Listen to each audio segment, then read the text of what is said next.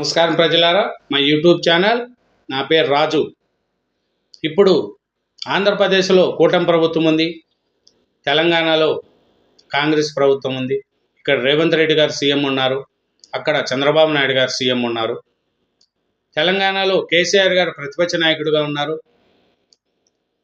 ఆంధ్రాలో ప్రతిపక్ష నాయకుడి పాత్ర జగన్మోహన్ రెడ్డి గారికి లేదు. కానీ ప్రతిపక్షం పాత్ర పోషించాల్సిన మటుకు జగన్మోహన్ రెడ్డి గారి. ఎందుకు అంటే తెలంగాణలో చూద్దాం. తెలంగాణలో 12 నెలలు దాటింది. సూపర్ 6 హామీలు అన్నారు. వాటిలో కొన్ని అమలు చేశారు, కొన్ని అమలు చేయలేదు.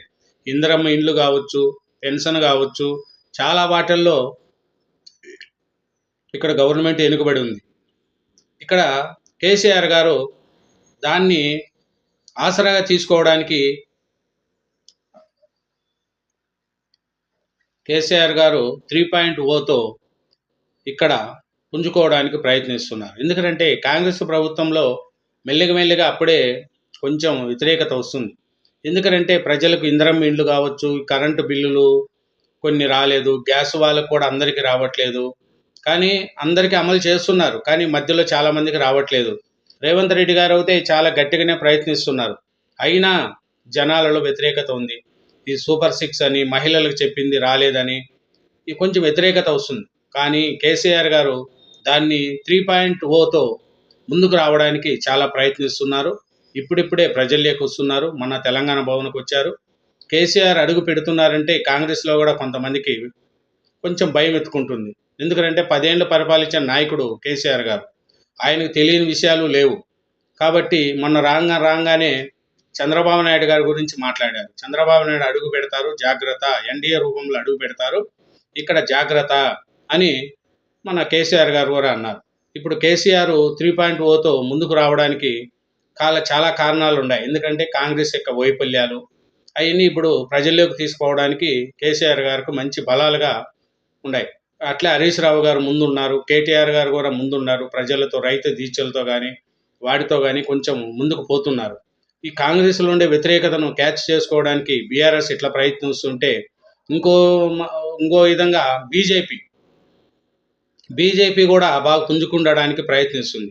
నెక్స్ట్ 2028 ఎలక్షన్లకి ఎట్లయినా సరే తెలంగాణలో బీజేపీ గవర్నమెంట్ రావాలనేది చాలా గట్టిగా ప్రయత్నిస్తున్నారు.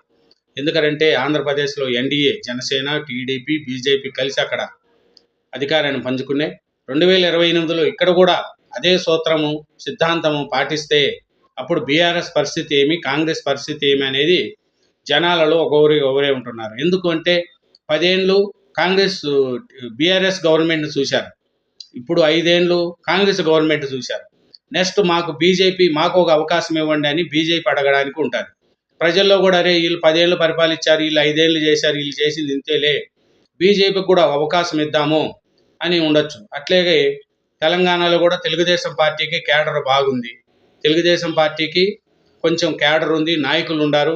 ఇప్పుడు ఈ 3 పార్టీలలో సీట్లు లేని వాళ్ళంతా టీడీపీకి రావడానికి చాలామంది ఉన్నారు, టీడీపీలో మొగ్గు చూపడానికి. కాబట్టి 3.0తో కేసీఆర్ గారు ముందుకు రావడానికి చాలా గట్టిగా ఉంది, మంచి అవకాశాలు ఉన్నాయి.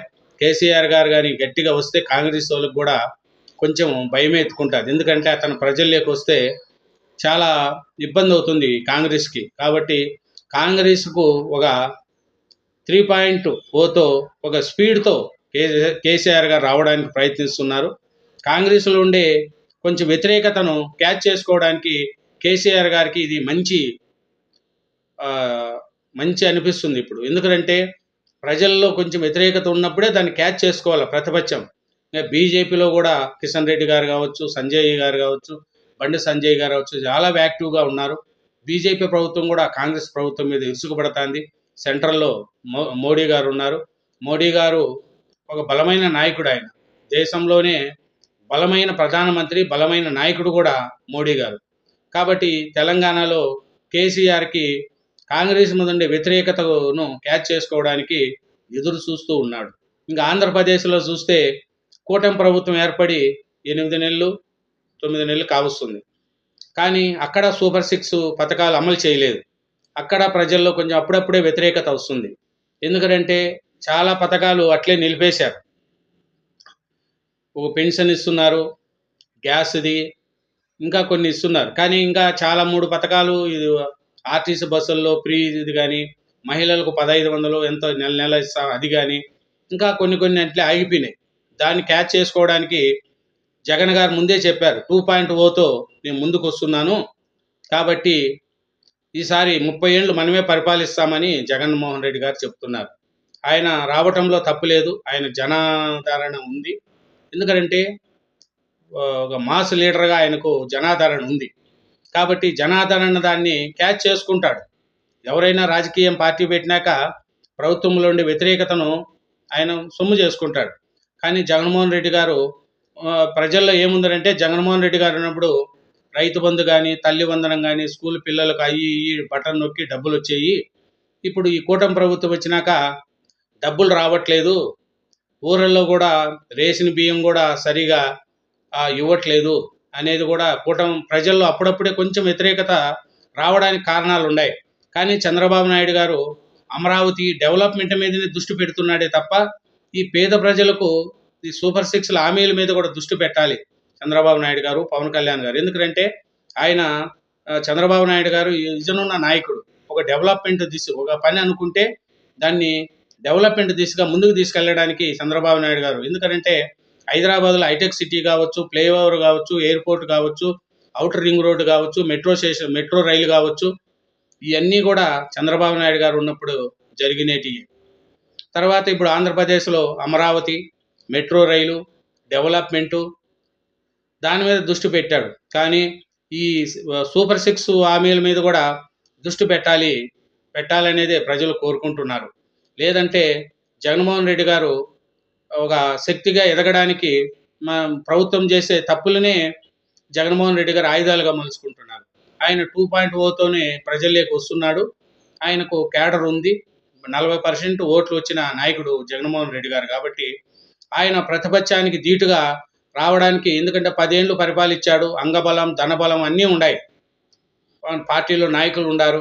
అన్నీ ఉండారు కాబట్టి అతను కూడా ప్రభుత్వానికి ఎదురు తిరగడానికి రెడీగా ఉండాలి. ఇక్కడ కేసీఆర్ గారు కావచ్చు, అక్కడ జగన్మోహన్ రెడ్డి గారు కావచ్చు, ప్రభుత్వంలో వైఫల్యాలను ఆయుధాలుగా తీసుకొని ముందుకు రావడానికి రెడీగా ఉండారు.